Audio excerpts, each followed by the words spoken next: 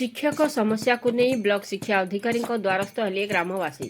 सूचना अनुसार कलाहांडी जिला नर्ला ब्लॉक अंतर्गत बलबसपुर भाटीपड़ा प्राथमिक विद्यालय रे प्रथम रु पंचम श्रेणी पर्यंत 60 रु ऊर्ध्व छात्र छात्री शिक्षादान पर 2 जन शिक्षक अच्छा।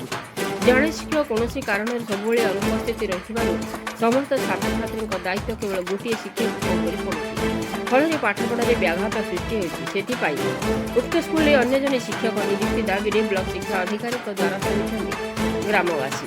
अन्यपटे नर्ला ब्लॉक शिक्षा अधिकारी पदोन्नति होई अन्यत्र बदली होइथिबारु कौनसी प्रतिक्रिया मिल पारि नथिबा बेले उक्त स्कूल शिक्षक समस्या केबे दूर हेबो ताहा समय कहिबो। जगतराम साहू का रिपोर्ट मसीहा न्यूज।